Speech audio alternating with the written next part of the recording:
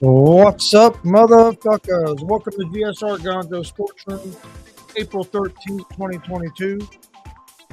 Got a lot talked about tonight. We'll talk about the NBA play-in so far. Got one game going on right now. Then we'll know the last two play-in games. And then the playoffs start this weekend. So NBA playoffs are creeping right up on us. A lot of MLB games today. We'll talk about Frank Vogel getting fired from the Lakers. Scottie Scheffler wins the Masters. Luka Doncic, what's his injury going to mean for the Seattle Mavericks?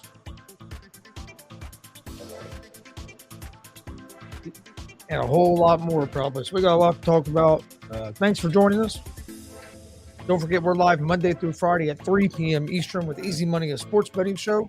That show is live on YouTube, Facebook, and Twitch at Gonzo'S Sports Room. Or it is also live on the ASAP, All Sports, All Plays, ASAP Sports Network. On YouTube, Facebook, Twitch, Twitter. It's on like 8 different state channels. So you can find us both on the All Sports, All Plays Network or on the Gonzo'S Sports Room Network. We're also live every Monday, Wednesday, Friday with this show, Gonzo'S Sports Room GSR, live on YouTube, Facebook, and Twitch at Gonzo'S Sports Room. You can find both Easy Money, a sports betting show, and GSR Gonzo'S Sports Room in podcast form on Apple Podcast, Anchor Podcast, Spotify, Google Podcasts. Most places you listen to podcasts, you can find us. We also have a pro wrestling podcast, GWR Gonzo'S Wrestling Room. You can find it on Apple Podcast, Anchor Podcast, Spotify, Google Podcast, all at Gonzo'S Wrestling Room. Or you can find the video version at Gonzo'S Sports Room on YouTube. New episodes of GWR Gonzo'S Wrestling Room drop every Sunday at 9 a.m. Eastern Time. Follow us on social media, Facebook, Twitter, Instagram, all at Gonzo'S Sports Room. That's where we share all the information about our shows, whether it's our daily picks from Easy Money, a sports betting show, to interview announcements, live stream announcements. Just anything about the show goes to our social media. Check out our YouTube page at Gonzo'S Sports Room. Please hit that subscribe button. Hit that like button as well. If you're watching on YouTube or on Facebook or Twitch, please hit the follow and the like buttons as well. Hit that share button, share with a friend. We greatly appreciate it. All right, let's jump right into this talk here. We'll start out with the NBA play-in. NBA play-in started last night as you had the Brooklyn Nets defeat the Cleveland Cavaliers 115-108. But the big story of the night was Kyrie Irving's dominant performance. Kyrie Irving hit his first 12 shots. He was 9 for 9 in the first half. He finished the game, I think, 12 for 15 shooting. I think he had 10 assists as well. Nets got out to a real big lead. I think they got to like an 18, 19, 20-point lead. The Cavs were able to get to 6 3 different times, and all 3 times Kevin Durant just hit a dagger shot to break the momentum and to kind of seal the deal for the Nets. If Kyrie Irving plays like he did last night, the Nets are going to be a problem. They're going to be a big problem in the playoffs. Excuse me. If Kyrie Irving can continue to play like he did last night, is he going to play like that every night? No, he's not going to hit his first 9 or his first 12 shots every night. Well, if he can just be efficient, and then with KD, man, if they just played solid, they just got to play good enough defense. They don't have to play great defense. They just have to hold teams to like 110 points or less. If they can hold teams to 110 points or less, they're going to win They're going to win probably 80 to 90% of those games, if not more. If they just hold teams to 110 or less, because most nights they're going to score 115 or more.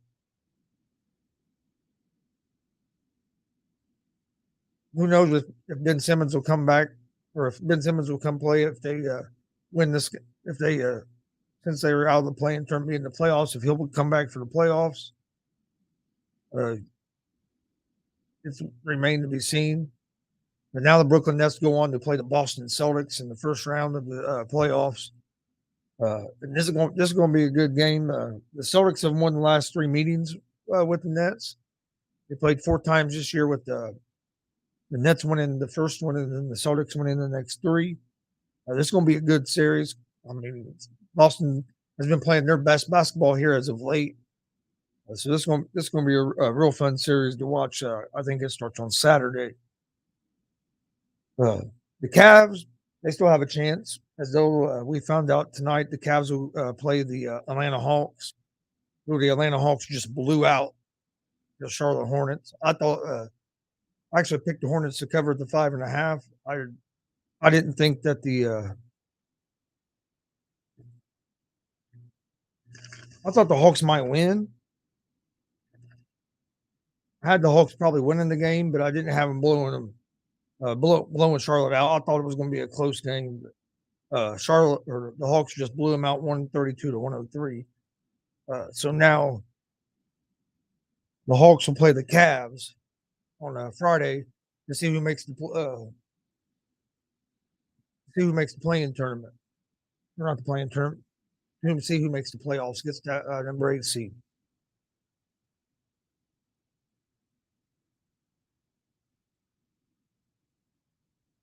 Then also last night you had the Los Angeles Clippers at the Minnesota Timberwolves. The Timberwolves beat the Clippers 109 to 104. So the Timberwolves have advanced to the playoffs. They are the number 7 seed. The Clippers are going to play the winner of tonight's game. It's still going on between the Spurs and the Pelicans. The Pelicans are up 77 to 60 with 6 minutes and 42 seconds remaining in that game.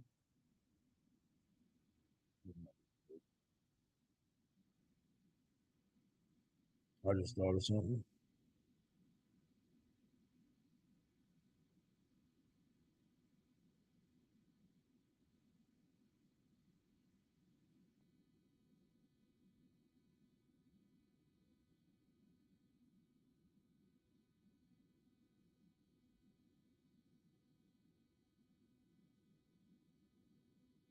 Okay, yeah. You know, the Pelicans are pulling away from the Spurs. They're up 17 on the Spurs now with just under 7 minutes. Pelicans are pulling away from the Spurs. They're up 17 on the Spurs now with just under 7.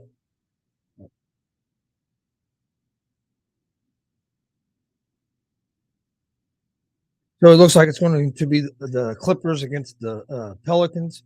I'm going to go with the Pelicans in that game. Paul George put up 34 in that game last night in a play-in game. And Paul George has been known for not showing up in big games, but not showing up big in the playoffs. Well, last night in that play-in game, Paul George had 34 points. And I'm going to double check.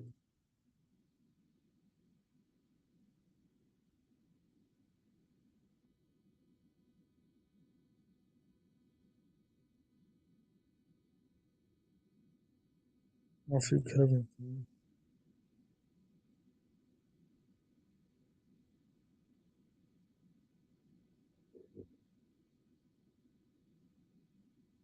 not the game I wanted.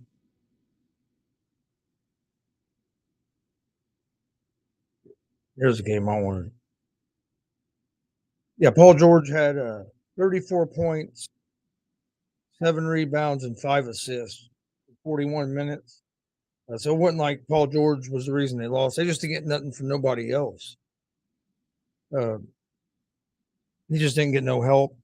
And Minnesota is not a bad team. Minnesota is a team I think people are overlooking a little too much because of how everybody's so high on Memphis. I think Minnesota kind of gets overlooked. I don't think they're quite at that level yet.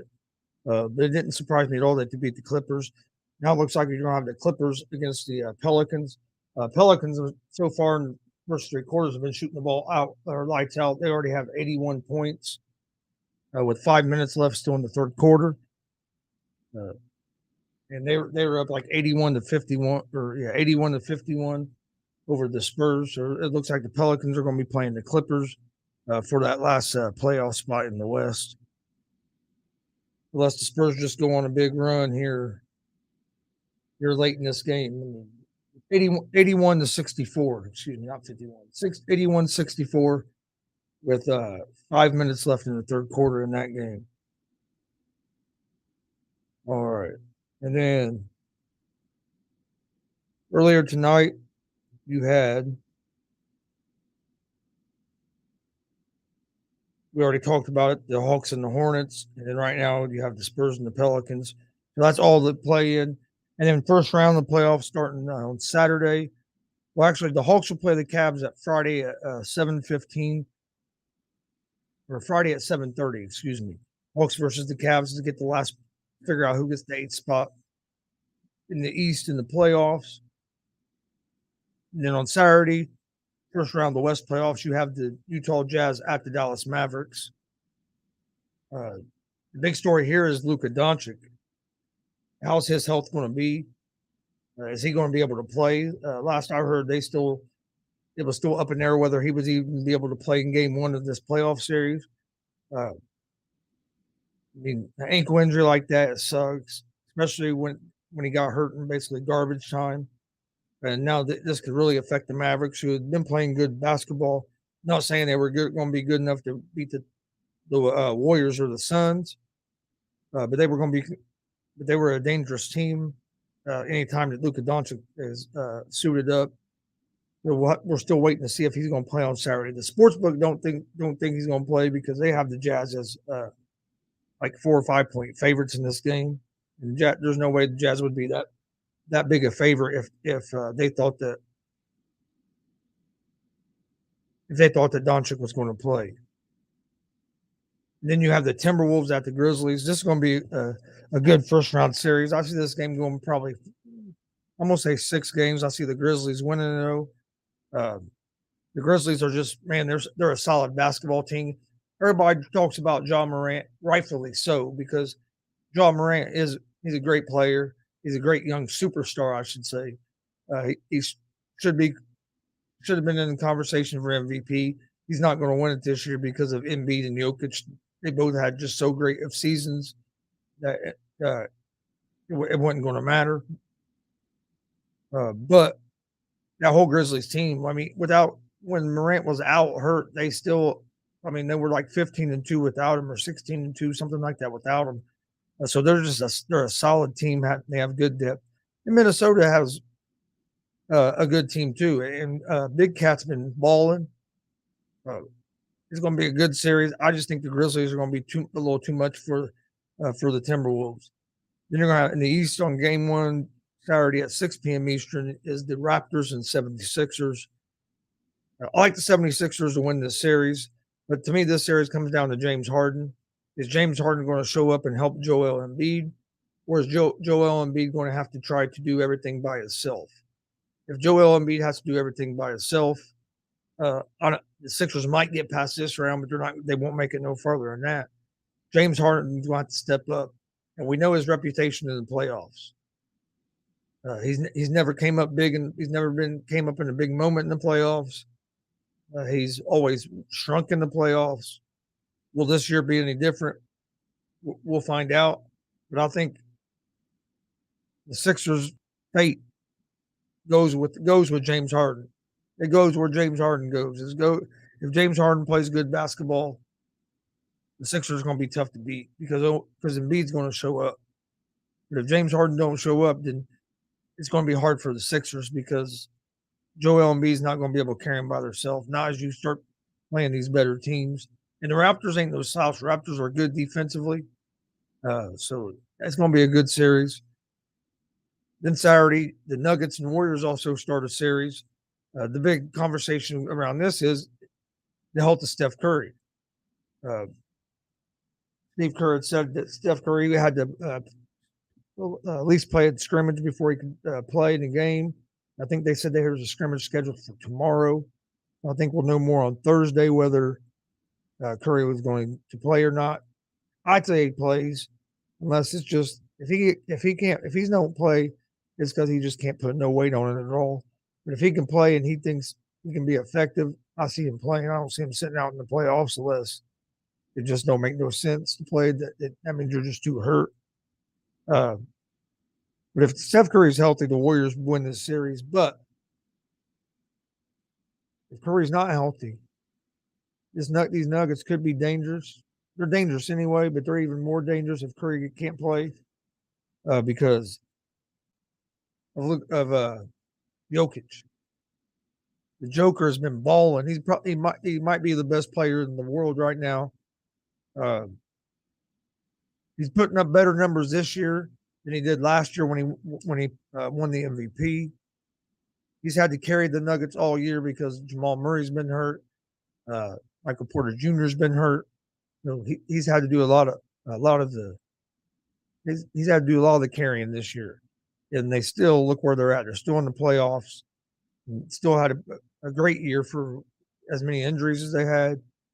But they're facing the Warriors team. If this Warriors team's healthy, I think this Warrior team is good enough to win an NBA championship. Like I said, it all depends on Curry. I'll have the Nuggets winning game one and winning this series. Then you have the Nets at the Celtics. This is going to be a great series. This series starts on Sunday.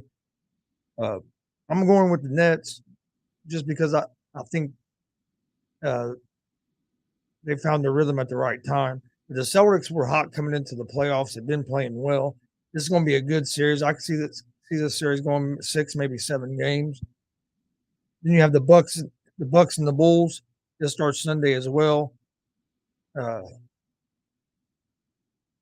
have the Bucks in this game. I'm just not sold on the Bulls. I think the Bulls have a good team, and I think they have a little bit better team than what we think because of so many injuries all year. But they've been pretenders this year, if you ask me. If you look at their record, they have against teams that are in the playoffs, it's terrible. They've won 2 or 3 games against teams that are in the playoffs. They've beaten the teams they should beat, and they've gotten beat by any team that's decent, or that you would consider a good team, a winning team. Any team with a winning record, the Bulls have only beat like 3 of those teams. So I don't see the Bulls beating the Bucks. Giannis is playing good basketball right now. The Bucks have gotten better as the season went on after struggling at the beginning of the season with some injuries. I just don't see the Bulls having enough. I see the Bucks winning this series probably in 5 games, and that'll be all of that's all the game ones. So the series starts Saturday and Sunday. You have the your other playing games on Friday. Right now we know it's the Hawks and Cavs, and the Pelicans are up 85-71 over the Spurs right now with 2.5 minutes left in the third quarter. So it looks like it's going to be Pelicans and Clippers for the last West playoff spot. There's still a lot of time left. In the NBA, things can change quick. I mean, real quick, so you never know. All right, let's talk about the Los Angeles Lakers. They fired their coach, Frank Vogel, over the weekend, or maybe it was on Monday, but earlier this week.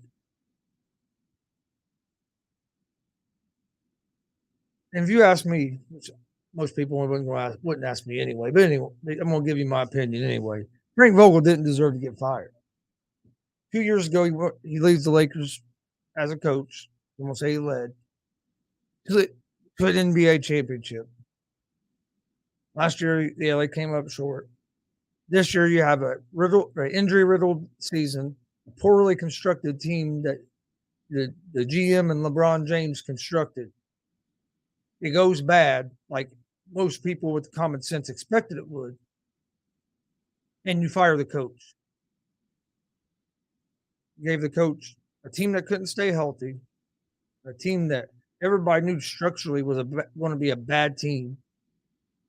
You've been better off making the trade you were going to make, but no, LeBron James vetoes that trade and wants Russell Westbrook. So you trade away a bunch of your young players for a Russell Westbrook that comes in and underperforms, which a lot of people knew he was going to because his style of basketball, it didn't match up. It wasn't going to mesh up with LeBron James and Anthony Davis. You didn't need another ball dominant player, a guy that has to have the ball in his hand.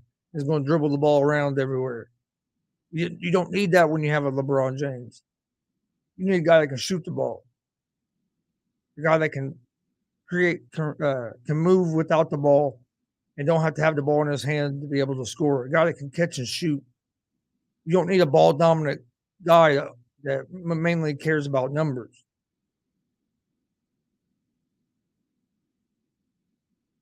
I think what Russell Westbrook is taking more blame than what he should have this season because it's not all on him.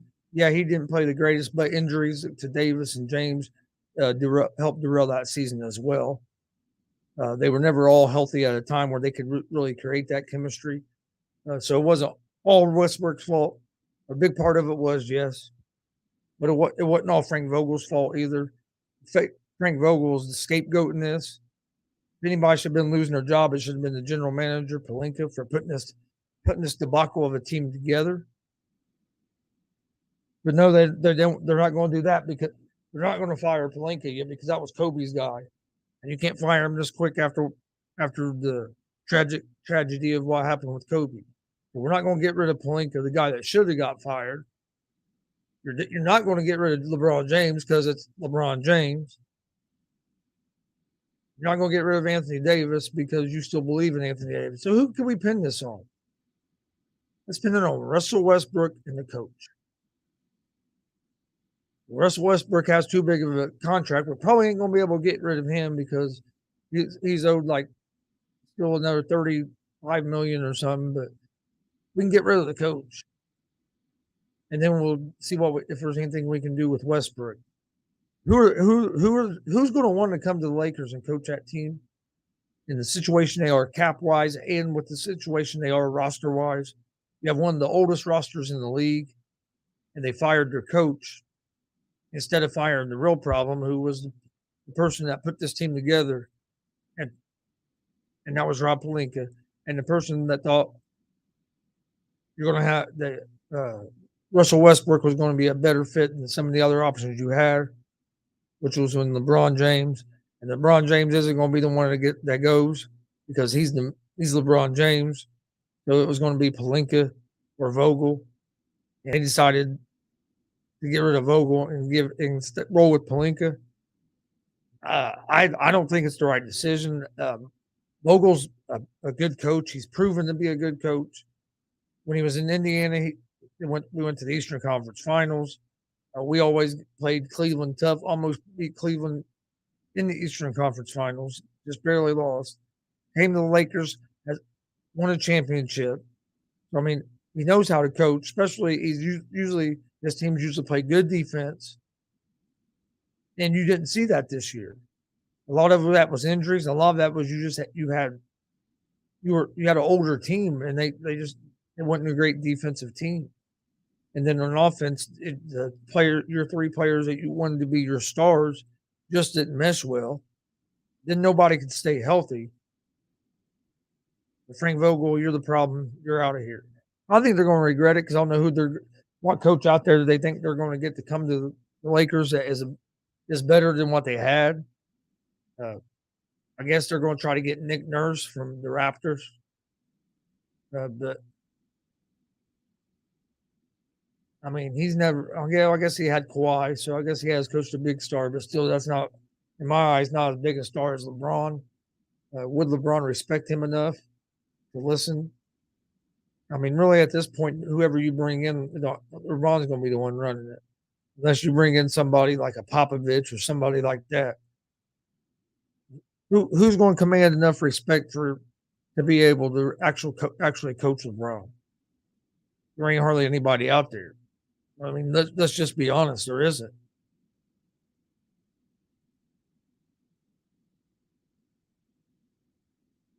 Scottie Scheffler wins the Masters. Scheffler's been on fire. He was the number one ranked player in the world. Got named out like a week before the Masters. He's won like 3 of the last 4 tournaments he's played. He's just been on fire. And he was running away with the Masters. Fell back a little bit on Sunday, but he had a big enough lead built up that he was able to hold on and win. He's been hot. If he can continue this, he's going to set some records. Tiger looked good the first 2 days, played pretty good the first 2 days. On the weekend, he struggled, and you could see that he was hurting. It was tough to watch at times, but I also learned a lot of good things from that. I can see that he will be able to play a whole tournament after he gets more rounds under his belt. You got to remember, he hadn't played an 18-hole round until Friday. He played a couple of nine-hole rounds, but he hadn't walked the full 18 until Friday. Well, then he done it Friday and Saturday. Or I mean, Thursday and Friday, excuse me. And then when he had to do it that third day on Saturday, you could see the fatigue. And then Sunday you could even see it more. You could see him wincing in some pain. I think he's still going to come back and he's going to be competitive because he showed he can still play golf. He has to build that endurance up some that he just hasn't had because he's been rehabbing from some serious injuries caused by a car crash where he's lucky to be alive. So just the fact that he was already back and able to play in the Masters and make the cut is a big accomplishment. But like Tiger says, when he enters a tournament, he enters a tournament to win it, and he wasn't able to do that this time around. But I think he answered some questions that yes, he can still do this. Derek Carr signs a big extension with the Raiders. I like to see it for Carr because I like Carr. I think he's a hell of a player. I would say the Raiders might have overpaid, but at the level he was playing at last year, especially toward the end of the year, I can't be mad at what they paid him. Brought in Devontae Adams, who even think this year's going to be a better year for Carr because now he has probably the best receiver he's ever thrown the ball to. And they played in college together, so they have a connection there. So glad to see that Derek Carr got a big deal because all you ever hear about is Carr out of the Raiders this year. Is the Raiders getting rid of the Carr? Is the Raiders getting rid of the Carr? All you heard every year when he would put up good numbers was one of the better quarterbacks putting up some of the best numbers in the league until he broke his leg, came back and was still putting up respectable numbers. But all everybody talked about was how quick can we get him off the Raiders team for some reason. And then last year he performed well in the clutch, won some big games and some big moments. And then this year I think they're going to improve defense and they're improved offensively because you still have Jacobson running back, and now you have a true number one receiver in Devontae Adams. So the only thing that worries me about the Raiders is the division they play in. The AFC West is going to be the toughest division in the league between the Kansas City Chiefs, the Los Angeles Chargers, the Denver Broncos, and then you have the Las Vegas Raiders. I can see legitimately at least three of them teams making the playoffs. I can see two of them being wild card teams and then the division winner. I mean, that's going to be a tough division. The winner coming out of that division is going to be well tested. It's probably the toughest division in football, especially with the quarterbacks you have on them 4 teams with Mahomes, Carr, Herbert, and Russell Wilson. So, I mean, we all expect the Broncos to be a lot better this year. They had a pretty good defense. Everybody was always saying if they had a quarterback with that defense they had, they would be contenders. Well, we'll find out this year because now they have a quarterback. The Chargers, I think, are close, and they've improved their defense. And I think Herbert growing another year, I think the Chargers are going to be legitimate contenders this year. The Chiefs are still the Chiefs. They still have Patrick Mahomes. Andy Reid is still there. So until I see them different, they were still going to be at one of the top teams. And then you have the Raiders who if you look at the guys they've added on the offseason, you have to say that they've improved. So it's going to be a fun season to watch.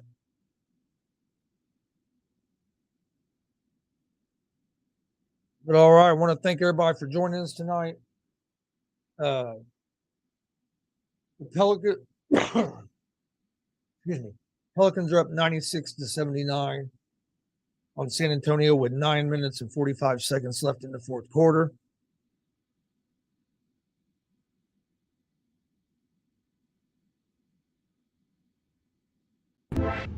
But I want to thank everybody for joining us tonight. Don't forget, we're live Monday through Friday, 3 p.m. Eastern with Easy Money, a sports betting show. You can find Easy Money, a sports betting show on YouTube, Facebook, and Twitch at Gonzo'S Sports Room, where you can also find it on YouTube, Facebook, Twitch, and Twitter at All Sports, All Plays, ASAP Sports Network. You can also find GSR Monday, Wednesday, and Friday at 11 p.m. Eastern, live on YouTube, Facebook, and Twitch at Gonzo'S Sports Room. You can find GSR, Gonzo'S Sports Room, and Easy Money, a sports betting show in podcast form on Apple Podcasts, Anchor Podcasts, Spotify, Google Podcasts. Most places you listen to podcasts, you can find it. Also, we have a pro wrestling podcast. New episodes drop weekly, every Sunday at 9 a.m. Eastern. Apple Podcasts, Anchor Podcasts, Spotify, Google Podcasts. Most places you listen to podcasts, you can find us at Gonzo'S Wrestling Room. Or you can listen or watch the video version, I should say, on YouTube at Gonzo'S Sports Room. While you're over there on YouTube, please hit that subscribe button. We greatly appreciate it. If you're watching on Facebook and Twitch, please hit the follow and like buttons. If you're listening in podcast form, please rate and review. We appreciate all the support. We will see you guys tomorrow, Thursday, April 14th at 3 p.m. Eastern with Easy Money, a sports betting show. I will also be live on the ASAP in the morning show at 10 a.m. Eastern, and then on the ASAP Afternoon Blitz at 1 p.m. Eastern on the ASAP All Sports All Plays Network, YouTube, Facebook, Twitch, Twitter. They even have some of it that's on a couple Mob Crush and I think Tiki TV. So go check out All Sports All Plays. Thanks for the support. We will see you guys tomorrow. Be safe tonight. Peace.